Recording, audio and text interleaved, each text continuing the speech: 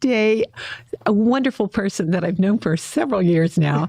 And we're going to talk about an upcoming event that you're doing for Believer. Yes. Or is it Believer? It's Believer. Believer. We pronounce it Believer. Believer. Yeah. So Yolanda Carvajal is, what's your position there? So I'm the founder of I'm the founder of the foundation. I've had the foundation officially 2 years, but I've been donating to Sylvester Cancer Center liver research for 3 years and a half already. Okay, and we'll get into that in a few minutes and why you did it and what the mission is and about the upcoming event. But first, let's thank South Florida PBS for sponsoring the show week after week. And they have, I was telling you about the Pharaoh exhibit that's coming up. You know how they have these immersive experiences? Well, this one's going to be over the top. Wow. And so it starts, actually, it's coming up next week. I think they October? Just have a date. No, I know it's in October.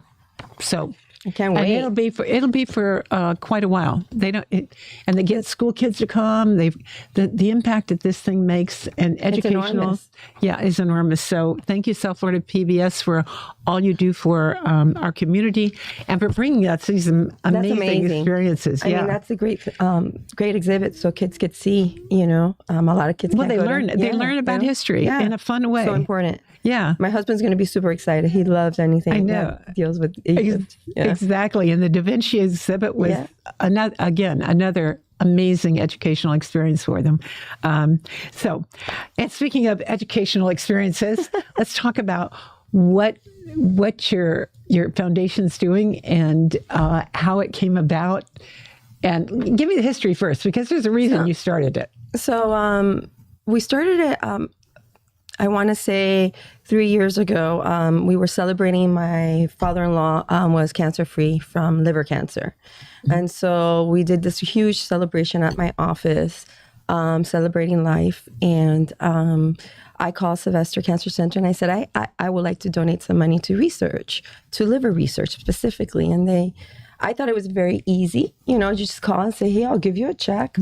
But they really wanted to meet me and come over and see if where the party was going to be and the whole thing. And that's how I met everybody. And then I learned that I was the first person that has requested donations to liver research. Really? Yes. Well, so that's fascinating. I was. I was kind of in shock. It's cancer. So basically you think every cancer has support, but that's not always the case. So they came, and then the liver research department was so grateful that the whole team came in, all the scientists, everybody that does the research, the head of the liver department, Dr. Patricia Jones, came. So it was an amazing day. I was super happy and grateful that they all came. And then you went ahead and you formed your 501c3? So it was a success. I raised close to $11,000 that day. Wow. For your first? Yes, for my first. It's been harder every year after that. But yes, that first one was a big one. And they asked me, you seem very passionate about it. And I go, well, I am, because I've lost 3 family members at that time from liver cancer and liver disease. And the first one was my godmother 20 years ago. And then my dad had lymphoma, and then eventually got to the liver, and that he only lived, I want to say 2 months and a half after that. When my husband had a tumor on his liver, and the same thing. Yeah, it was very quick. It's usually very quick. I'm very sorry. Yeah. I think one of the hardest parts for us when we hear liver, it's like we already know what the outcome is, right? We know that there's only so much time, right? So when my father-in-law got sick, I was like, oh my God, this cannot happen to our family again. My mom also passed away from cirrhosis of the liver, and we don't know why. And she didn't have any of the... No, nothing. So I realized that was in 2021, and I realized that there was something, I was supposed to be doing something, right? Yeah. I felt like a calling. Yeah, I felt like a calling. Yeah. And, I set foot for it. I said, I'm going to do whatever God wants me to do, I'm going to do. And that's when we found out my father-in-law's diagnosis. Me and my brother-in-law, we got to work, and we started calling everywhere, from all the way to the Mayo Clinic down to Sylvester Cancer Center, everywhere. And Sylvester Cancer Center gave us hope. And so they said, well, we're going to put you with this doctor, Dr. Livingston, and the oncology group, and we're going to see how we could help him. Because we were lucky, we were able to catch it on early on, right? Really? Yeah. Yeah, because we had a... Did he go in for something else and they found it? Yes, actually, That's it was... how, yeah. It was he was going to do cataract surgery. Yeah. And his primary care physician, Dr. Tatiana Lauer, she's an amazing doctor, said, your enzymes are slightly high. That's so weird. You've never had them. Let's just do a quick ultrasound of your liver. And they found a tumor in the biliary tubes. Oh, wow. Biliary tubes. So, yeah, it was, we were in shock. He had no symptoms, nothing. Yeah. It was just slightly. And that's when the journey became, started when it comes to being caregivers and taking care of him. Yeah, yeah. So now, how long did it take you to create the foundation? Well, no, and create the foundation. So the foundation, it was really fast, Gloria. Really? Yeah, it was so fast. So I had a meeting with Sylvester Cancer Center Group again, and they said to me, are you interested in opening a foundation? And Dr. Jones and I spoke a lot.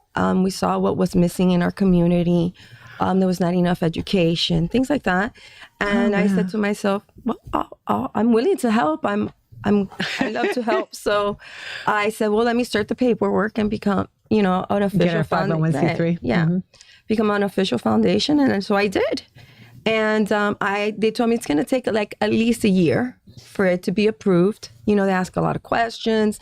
They look at your background checks and stuff. And I said, oh, okay. And I got approved in 2 months and a half, 3 months. Wow. Well, you must be squeaky clean and really good. Well, I think it was a little bit of God's work. Yeah. And then you had Sylvester. Come on, So, but good for you. Yeah. So that's so amazing. Specifically, I wanted to help Sylvester, right? The research department, because the liver research department, because we were so fortunate to have that department here, which I have such a great university and medical school, teaching school that was willing to take risk and give you hope, right? Mm-hmm. It wasn't cut and dry. And so I was so, grateful for that. I didn't get hope with my mother or my father when it came to liver, or our family with my godmother, but with him we did, and that was the best thing about it, that they were able to take risks with him. So now, how many fundraisers have you done since you started? This is a few. I think this is number 5, but by the books, it's really the third one. By the books, I mean through the foundation, right? Because I did a few just before that. Yeah, just to do them, just to support. Yeah. Oh, that's great. Yeah. So tell me about the next one. What's going to happen? So we have one on October 2nd at the Biltmore. It's called Havana Nights. And we're very excited because the whole group is coming again. I heard that just recently that the whole research department is coming. Oh, wow. Some of the doctors are coming as well. So which is Dr. Patricia Jones is also going to be there. So it's an amazing event because they're all coming together. We're all coming together. And so I also have made relationships with an institute called the Global Liver Institute. Mm-hmm. They actually go around the world, and not only in the United States, but also Europe. And they start finding out what's really going on with the liver and how everybody's suffering from the liver. Mm-hmm. So we've learned, at least I learned, that there's a lot of families suffering from liver disease, and really there's not much out there for them. This is a genetic thing? We don't know. Do you think? I don't know. I can't answer that question. I do know a lot of people go undiagnosed for many years.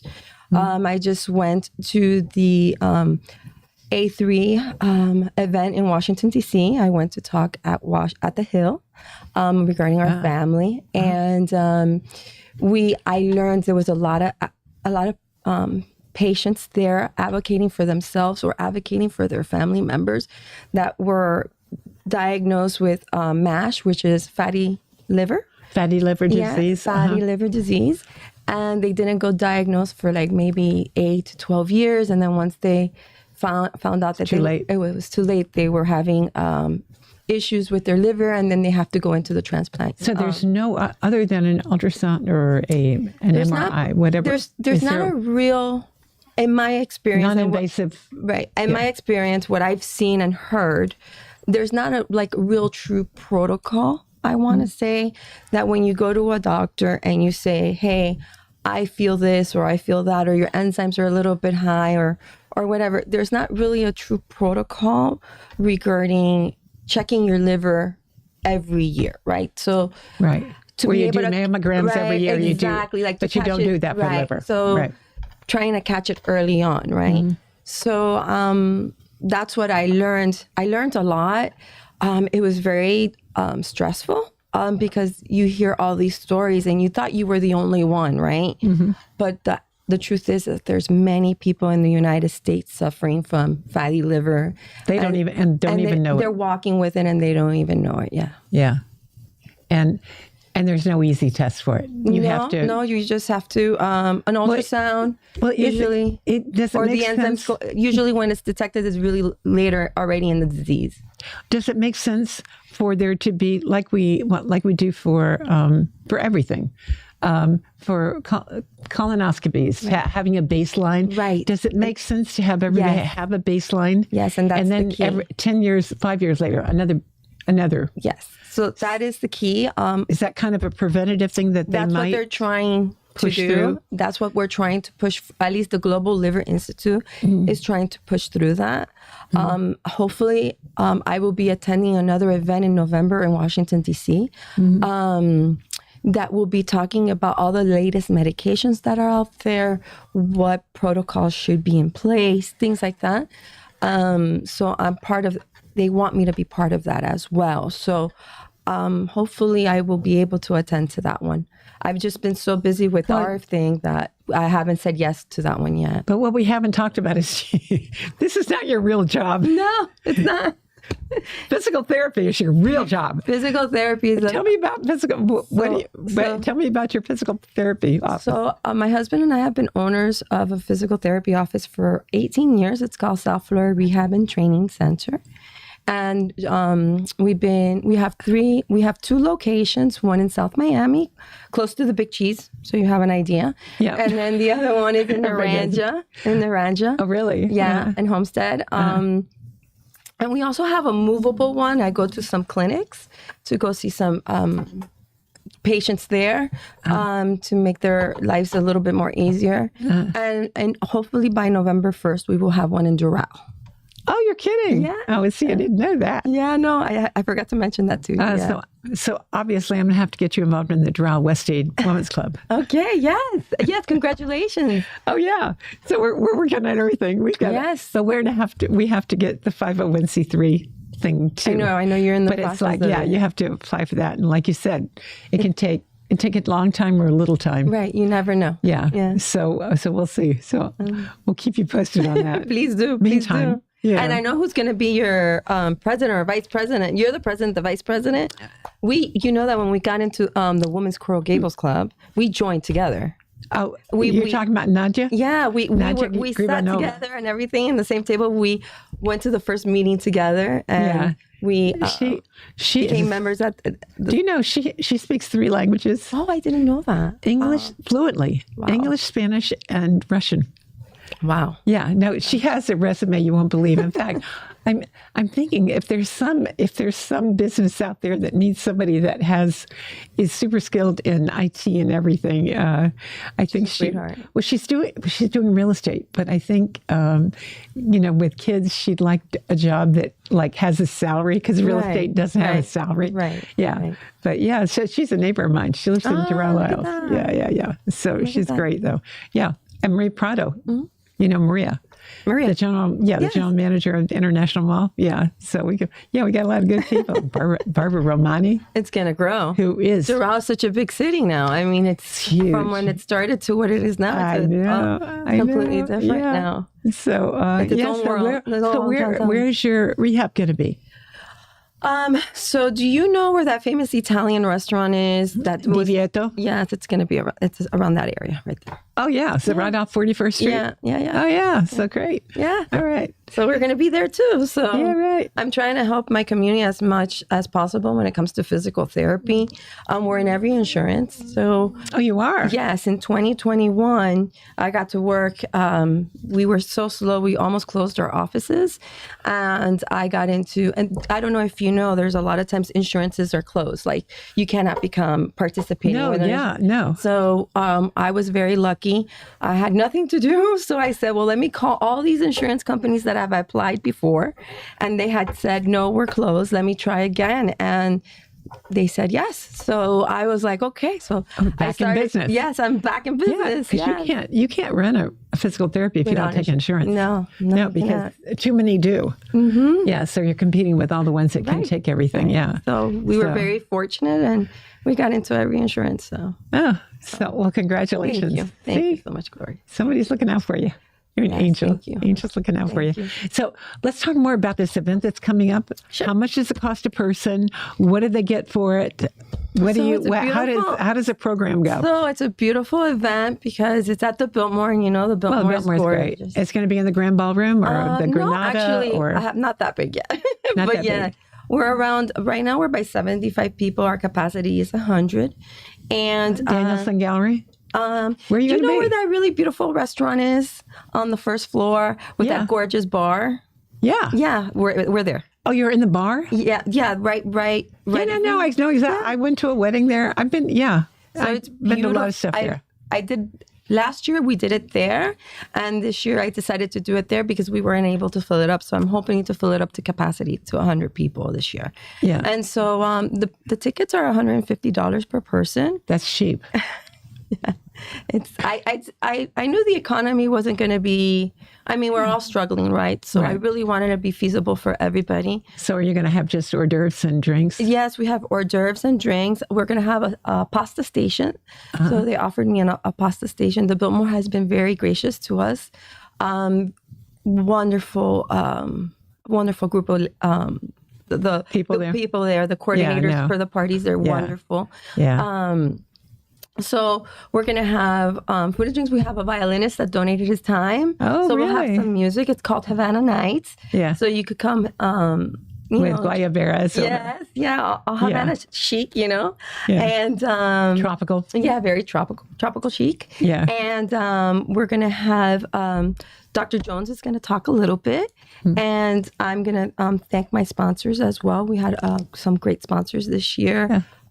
That they sponsored from last year. They came on board this year again, which was very nice. And we're going to talk about we have revamped the foundation.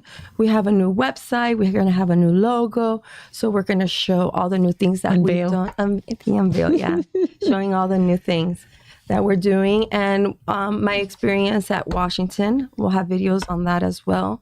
Yeah. It's small, quaint. It's from 6:30 to 9:30, and I hope everybody could join. It's a beautiful cause, and it's important that we support our community. That's a Friday night? It's a Thursday night. A Thursday night? Yeah, oh, October even better. 2nd. Even better. Yeah. Yeah. I really want to support liver research as much as I can here in Miami. So I don't know if you know, I'm Latin. So the Latin community tends to have fatty livers. So really? Yeah, it's one of those. Yeah. Is it because of diet or something? Maybe. Yeah, could be. It could be our diet.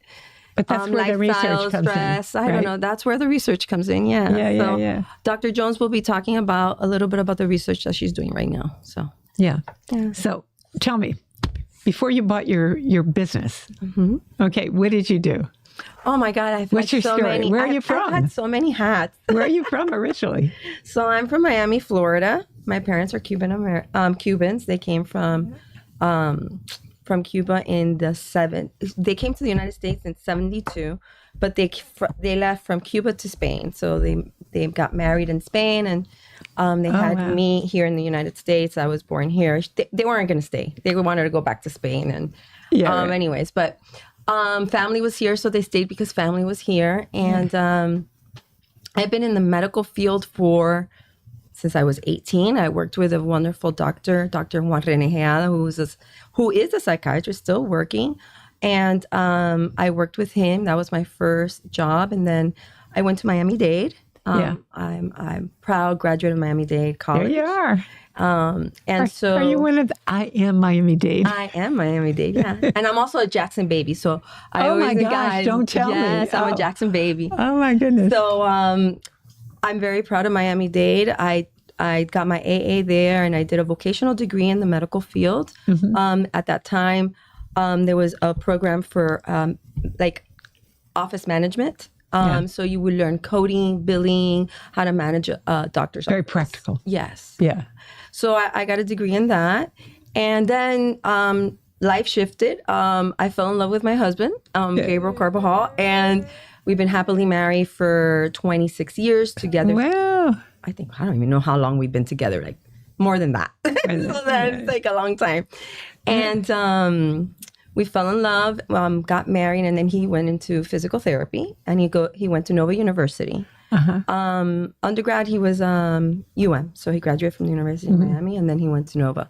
And he became a physical therapist. And then during that time, someone offered me a job. You're gonna hold on when I tell you this. I would transport explosives internationally. What? Yeah. So you're right. That's one of those things, if you tell somebody, okay, true or false, and you've got a choice, never guess that. Never, right? Yeah. So I worked with DOT. I worked with the Coast Guard. There was a ship coming out of Port Everglades that we would fill up with explosives for international purposes, for mining. So detonators, ammonium nitrate, and so forth. So were you responsible for driving? No. For sure I was responsible making sure all the paperwork was right, because that truck needed to be perfectly packed. And, it had to be perfect. There could not be nothing go wrong there. So it was crazy. So I worked, I helped the Central America, Caribbean, and a little bit of South America. So I would ship through all the islands, and I would ship through Central America, and Venezuela. Venezuela was one of my places, and Chile also, to be exact. Oh, wow. So it was a lot of fun. I learned a lot. I bet. I made great relationships. It was fun working with the Coast Guard. I enjoyed it so much. Nicest people ever. The gentlemen there were great. Then everything shifted after 9/11. So it became very more stressful. And then that's where I started working a little bit with the FBI, right? So once you did your paperwork, everything was going into the FBI, but it was being looked upon, closely. Everything was more possible person of interest. And so I had my encounters talking to the FBI a few times, which was very interesting. That was very interesting. But everything worked out great. But did you ever work for them? No. I wouldn't work for the FBI. No. That's not my type of. One of my best friends in high school was interviewed, and I go, oh man, it's languages, it depends on what you have. Yeah. So my best friend married a gentleman, and he's in the FBI, and you just have to have a certain type of personality for that. I don't have that personality. I like to talk and learn about people and hear people's stories, and that's what I love to do. And I love to help people. So that wasn't. That was not for me. So, so I was in there for 5 years doing that. Gabriel graduated, and I became a mom. So I decided to stay home for a while and take care of my kids. So that's what I did. I kind of did that too. Yeah. For the first, until they got back into school. Right. Once they started, kindergarten or preschool, the first pre-kinder. I don't know what they call it. I think it was like so. Did you start K4? just helping out with his? And when did you buy the business? So So what happened is that Gabriel and I, things were shifting in the physical therapy world here, and Gabriel he had this vision, and we decided to go on our own to make that vision happen. So if you go to our main office in South Miami, our vision is very different. It's like when you walk in, it's a beautiful gym. And then behind the gym is the physical therapy office. And then my husband and I believe in all the latest technologies when it comes to physical therapy, or all the new techniques are coming up. So my husband was the first to have the Ultra G, Graston techniques, active release techniques. So we really were very involved in everything that was cutting edge stuff. With physical therapy. So my husband specializes in manual therapy. So there's this technique called active release technique that he does that I mean, he's amazing at it. And when he does it, so you feel better right away. So not all the time, but at least with his clientele, he started specializing in athletes. So athletes need to get, better quick because they're working. So he really approached their therapy like with active release techniques, and I don't know what active release means. So it's the way it's how I can't explain it exactly. It's the way you hold the muscle and then you do certain motions to release that muscle, like if it has a knot or it's tight or so forth. So it was my husband was the first to do that here. He specialized. So people that have problems with cramping. I mean, when it comes to ball players and football players, there's so many things that they go through. They're working year round, so the body does take a toll. Right. Yeah. So my husband really helped with that, and also, the way they threw, or your body mechanics. So it involves a lot with body mechanics as well. Yeah. So, which is. He loves what he does, so he did a great job doing it. Yeah. Well, congratulations on the draw. Now, so your husband can only be one place. So I have two partners. So Laura Villaverde is our partner. And who's going to be in Doral? That's a good question. Yeah. We have two therapists, and we have a bunch of PTAs. So right now we haven't decided who's going to be. We're going to have OT there, so we're going to have a full-time OT, occupational therapist. Oh, that's good. Yeah. Mm-hmm. So we're very excited about that. So we're adding to our services occupational therapy now. So So it's a gradual growth. It takes time. And as you go along, you learn what you need, what your community needs, right? Yeah. So right now we're helping a lot of elderly population. So. With balance, so we realize the importance of balance. Oh, big time. Yeah. And so we're helping our community with that as well now. So we've specialized in that. We also specialize in vertigo. A lot of people are suffering from vertigo. Oh yeah, who was it? I was someplace in just recently. Who has vertigo? Does Michael have vertigo? Who has vertigo? Somebody in this office has vertigo, but somebody.